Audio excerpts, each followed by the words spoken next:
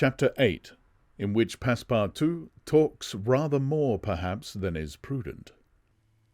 Fix soon rejoined Passepartout, who was lounging and looking about on the quay, as if he did not feel that he, at least, was obliged not to see anything. "Well, my friend," said the detective, coming up with him, "is your passport visaed?" "Ah, it's you, is it, monsieur?" responded Passepartout. "Thanks, yes, the passport is all right." "And you are looking about you?" "Yes, but we travel so fast that I seem to be journeying in a dream. So this is Suez?" "Yes." "In Egypt?" "Certainly, in Egypt." "And in Africa?" "In Africa." "In Africa," repeated Passepartout. "Just think, monsieur, I had no idea that we should go further than Paris, and all that I saw of Paris was between 20 minutes past 7 and 20 minutes before 9 in the morning, between the Northern and the Lyon station, through the windows of a car and in a driving rain. Oh, how I regret not having seen once more Père Lachaise and the circus in the Champs-Élysées." "You are in a great hurry, then?" "I am not, but my master is. By the way, I must buy some shoes and shirts. We came away without trunks, only a carpet bag." I will show you an excellent shop for getting what you want." "Really, monsieur, you are very kind." And they walked off together, Passepartout chatting volubly as they went along. "Above all," said he, "don't let me lose the steamer." "You have plenty of time. It's only 12 o'clock. Passepartout pulled out his big watch. 12? He exclaimed. "Why, it's only 8 minutes before 10. Your watch is slow." "My watch?"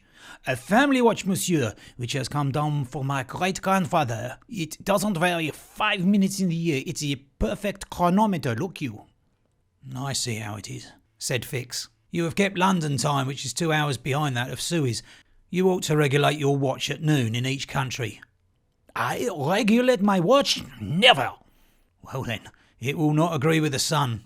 "So much the worse for the sun, monsieur. The sun will be wrong then." And the worthy fellow returned the watch to its fob with a defiant gesture. After a few minutes' silence, Fix resumed. "You left London hastily then?" "I rather think so. Last Friday at 8 o'clock in the evening, Mr. Fogg came home from his club, and 3/4 of an hour afterwards we were off." "But where is your master going?" "Always straight ahead. He is going round the world." "Round the world?" cried Fix. "Yes, and in 80 days. He says it is on a wager, but between us, I don't believe a word of it. That wouldn't be common sense. There's something else in the wind." "Ha! Mr. Fogg is a character, is he?" "I should say he was." "Is he rich?"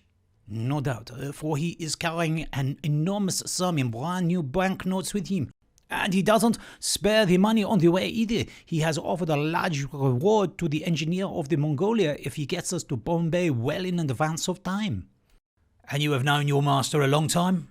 "Oh, why no, I entered his service the very day we left London." The effect of these replies upon the already suspicious and excited detective may be imagined. The hasty departure from London soon after the robbery, the large sum carried by Mr. Fogg, his eagerness to reach distant countries, the pretext of an eccentric and foolhardy bet, all confirmed Fix in his theory. He continued to pump poor Passepartout and learned that he really knew little or nothing of his master, who lived a solitary existence in London, was said to be rich, though no one knew whence came his riches, and was mysterious and impenetrable in his affairs and habits. Fix felt sure that Phileas Fogg would not land at Suez, but was really going on to Bombay. "Is Bombay far from here?" asked Passepartout. "Pretty far. It's a 10 days' voyage by sea." "And in what country is Bombay?" "India." "In Asia?" "Certainly." "The deuce! I was going to tell you there's one thing that worries me. My burner." "What burner?" "My gas burner, which I forgot to turn off, and which is at this moment burning at my expense. I have calculated, monsieur, that I lose 2 shillings every 24 hours, exactly 6 pence more than I earn, and you will understand that the longer our journey—" Did Fix pay any attention to Passepartout's trouble about the gas? It is not probable. He was not listening, but was cogitating a project.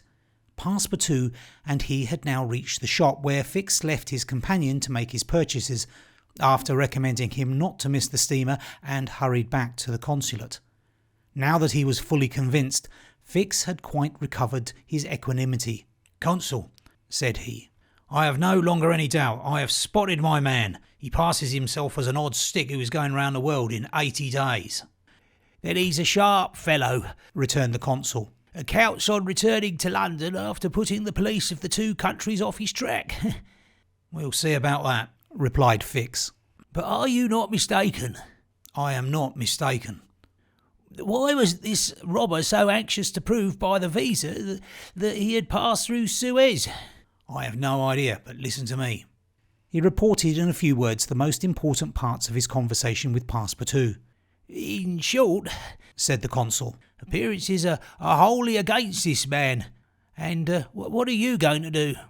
"Send a dispatch to London for a warrant of arrest to be dispatched instantly to Bombay. Take passage on board the Mongolia, follow my rogue to India, and there, on English ground, arrest him politely with my warrant in my hand and my hand on his shoulder." Having uttered these words with a cool, careless air, the detective took leave of the consul and repaired to the telegraph office, whence he sent the dispatch which we have seen to the London police office. A quarter of an hour later found Fix with a small bag in his hand, proceeding on board the Mongolia, and ere many moments longer the noble steamer rode out at full steam upon the waters of the Red Sea.